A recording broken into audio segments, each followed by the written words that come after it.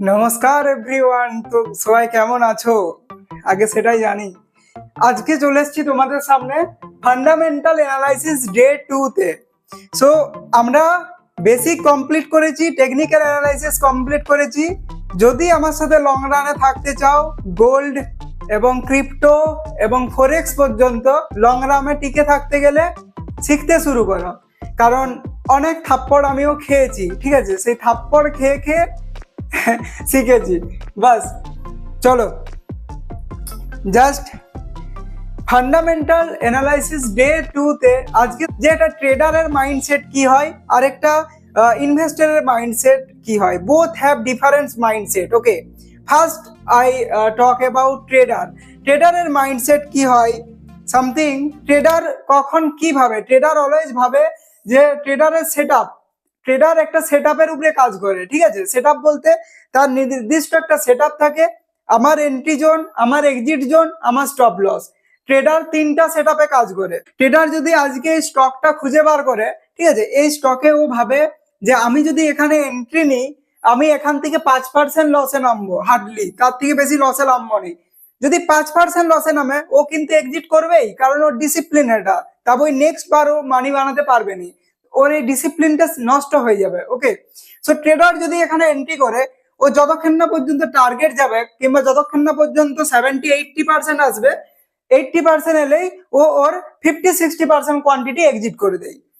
So বাকি 40% হয় 100% পর্যন্ত যাক, মানে আমার যেটা টার্গেট আছে তার 100% পর্যন্ত যাক।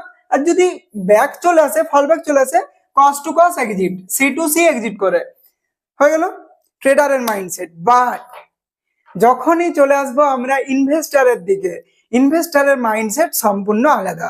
একটা ইনভেস্টার কি করে, অলওয়েজ ফাইন্যান্সিয়াল স্টেটমেন্ট দেখে। কোনো কোম্পানিতে আগেই এন্ট্রি নেওয়ার আগে ফার্স্ট তো দেখবে কোম্পানি প্রোডাকশন কি করে, সেল কোথায় হয়, তারপরে হচ্ছে ফিউচার গ্রোথ কেমন আছে। সেকেন্ড থিংস হচ্ছে ব্যালেন্স শিট স্টাডি করে। ব্যালেন্স শিটে কি কি স্টাডি করে, ওর প্রফিট আর লস, কত টাকা প্রফিট করছে, কত টাকা লস করছে। এটা আমরা কতদিন পর্যন্ত চেক করব, আমরা চেক করব লাস্ট 8 মান্থ কিংবা লাস্ট 1 ইয়ার রেজাল্ট চেক করব। লাস্ট 1 ইয়ার রেজাল্টে চেক করার জন্য আমরা কি ইউজ করব, ওটা তো নর্মাল আমরা অ্যাপসে দেখতে পাবো না। লাস্ট 1 ইয়ার রেজাল্ট চেক করার জন্য আমরা screener.com এ যাব, charting.com এ যাব।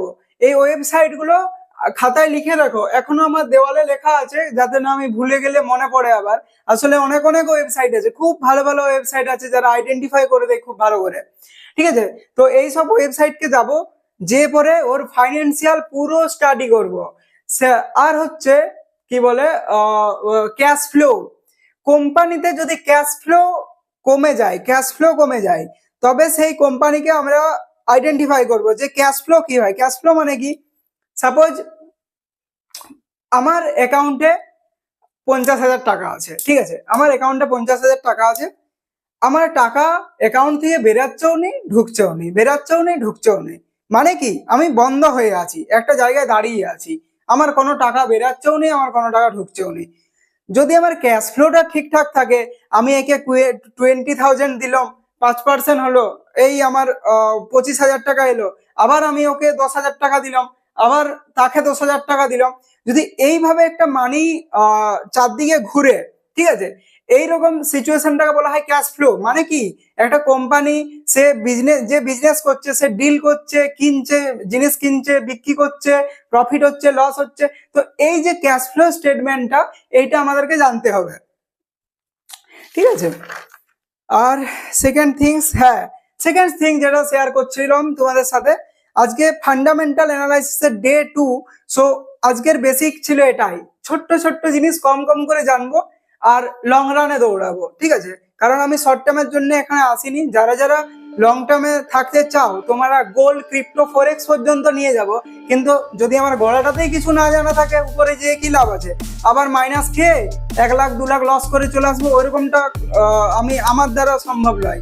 তো 5 বছর এখানে পড়ে আছি, এগুলোই শিখছি, এখনো পর্যন্ত শিখে চলেছি, কারণ এখানে শেখার কোনো শেষ নেই। ঠিক আছে, সো লাস্ট ডাটা যেটা শেয়ার করব, যদি তোমার কোনো ফ্রেন্ড স্ট্রং ইকোনমি কিভাবে বিল্ড হয় সেটা আগে শোনাই তোমাদেরকে। একটা স্ট্রং ইকোনমি, এই যে আমেরিকা, সবাই বলে America is strong economy. So why America is strong economy? Maximum people ওখানের ইনভেস্টার, ওখানের 40% পিপল আই থিঙ্ক ইনভেস্টার। আর ইন্ডিয়াতে কি? ইন্ডিয়াতে 7% পিপল ইনভেস্টার, তার আবার 4% অ্যাক্টিভ ইনভেস্টার। এত বিলিয়ন পিপলে 7%ও অ্যাক্টিভ ইনভেস্টার নয়, অনলি 4% ইনভেস্টার। তার জন্যই আজকে মার্কেট পড়লে সব পড়ে যাচ্ছে, কালকে মার্কেট পড়লে সব পড়ে যাচ্ছে, এরকম অবস্থা। তবুও এখন মিউচুয়াল ফান্ডের জন্য একটু স্ট্রং হয়েছে। তুমি ভাবো এই 74%টা যদি 20%কে চলে যায় তো কি হতে পারে? তার জন্য শেয়ার করছি। সো অ্যাকচুয়ালি তোমার কি করা উচিত, যারা ফাইন্যান্সিয়ালি, অ্যাকচুয়ালি আমার বাবা ওরাও যেরকম ঠিক এফডি আর আগের ইনভেস্টমেন্টের যুগ, সো অ্যাকচুয়াল রিটার্নটা তারা পায়নি। যদি এফডির জায়গায় এই জায়গায় ট্রান্সফার করে রাখতো তাহলে তো মানি ঠিকঠাকই পেয়ে যেত। That's is the point. And তোমার যে বন্ধু থাকবে তাকেও বোঝাতে হবে, ঠিক আছে? তাকেও বোঝাতে হবে যে ফাইন্যান্সিয়ালি ইনভেস্টমেন্ট করলে কীরকম রিটার্ন পাওয়া যায়, mutual fund better, stock better, কোনগুলো ভরসামান স্টক, এগুলো তোমরাও তোমাদের পাশের বন্ধুকে বোঝাবে। তুমি তার পাশে যদি 2 দিন 3 দিন করতে থাকো, সে অটোমেটিক্যালি শিখে সে ইনভেস্টমেন্ট করতে আসবে। অ্যান্ড সেকেন্ড থিংস যেটা হচ্ছে, অলওয়েজ অল্টারনেটিভ অ্যাপ ইউজ করো, অ্যাপ্লিকেশন। কারণ হচ্ছে অ্যাপ্লিকেশন অনেকগুলো ইউজ করার সুবিধা থাকবে তোমাদের। এক্স্যাক্টলি যেটা, হ্যাঁ, কোনো অ্যাপস রাখো, কোনো ডিমেট অ্যাকাউন্ট রাখো ইনভেস্টমেন্টের জন্য, কোনো ডিমেট অ্যাকাউন্ট রাখো ট্রেডিংয়ের জন্য। একটা অ্যাপ্লিকেশনের মধ্যে ইনভেস্টমেন্ট, ট্রেডিং এসব কিছু করার দরকার নেই, আলাদা আলাদা অ্যাপস ইউজ করো, ঠিক আছে? আচ্ছা, থার্ড থিংস হচ্ছে, আমি একটা অ্যাপস ইউজ করি, এটা তোমরা নিজেরা ইনস্টল করবে, আইএনডি মানি বলে। আইএনডি মানি যে অ্যাপসটা ইউজ করি, সেটা থেকে আমার নিট ওর্থ পর্যন্ত কত টাকা আছে সেটাও আমাকে প্রোভাইড করে। আইএনডি মানি আমার নিট ওর্থ কত, আমার অ্যাসেট কত, আমার লাইবিলিটিস কত, সব আমাকে প্রোভাইড করে। আমার লং টার্ম জার্নিতে আমি কত টাকা বানাতে পারি, আমার স্মল ক্যাপে কত টাকা আছে, লার্জ ক্যাপে কত টাকা আছে, ফ্লেক্সি ক্যাপে কত টাকা আছে। যদি কেউ অ্যাকাউন্ট বানাতে না পারো, কিছু যদি প্রবলেম হয়, তোমরা কিছু প্রবলেম ফেস করো, কমেন্ট বক্সে কমেন্ট করবে, তারপর আমি একটা মেল আইডি এখানে ডেসক্রিপশনে প্রোভাইড করব, মেল করবে, রিপ্লাই পেয়ে যাবে, ঠিক আছে? তো আমি চাই সবাই সাকসেসফুলি ইনভেস্টার হোক আফটার লং টার্মে। 15-20 বছরের মধ্যে তুমিও শেয়ারের অ্যামাউন্টে একটা পোর্টফোলিও বানাও, ঠিক আছে? Rather than spend your money anywhere. And third things যেটা তোমাদের সাথে শেয়ার করছিলাম, হ্যাঁ দেখো, একটা জিনিস আমি চলে আসছি একটু আলাদা টপিকে, ঠিক আছে? টপিকটা হচ্ছে, যার কাছে অনেক টাকা আছে, আমি রিসেন্টলি হাজার ট্রেডারকে দেখলাম, ঠিক আছে? মানে আমি সবাইকে মেল করি, সবাইকার সাথে কন্ট্যাক্ট করার চেষ্টা করি, বড় বড় ট্রেডারকে। তারা রিয়েক্টও করে, অনেকে রিপ্লেও করে, অনেকে কিছু আমাকে জ্ঞান দেয়, আমি সেই জ্ঞানগুলো কালেক্ট করি এবং নিজের মধ্যে ইমপ্লিমেন্ট করি। সো কি হয় ব্যাপারটা, অনেক বড় বড় ট্রেডার আছে, তোমরা জানো কি, তারা ম্যাক্সিমাম সব ভেজিটেরিয়ান।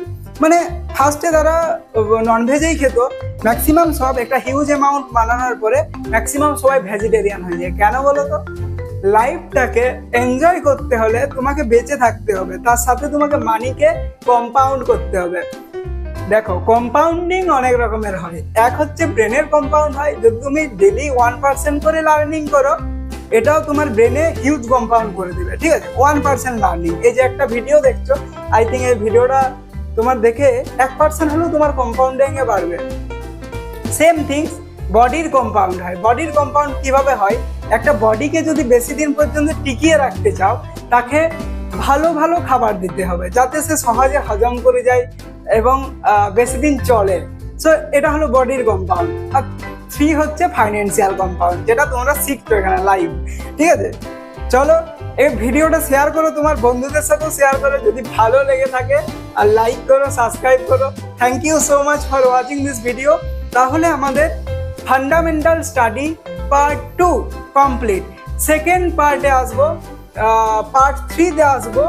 আমরা শিখবো ব্যালেন্স শিট স্টাডি করা, অনেক কিছু ক্যালকুলেশন শিখবো। একবার শিখে গেলে আর তো দেখতে হবে না, একবারেই শিখতে হবে, ঠিক আছে? Thank you so much for watching this video.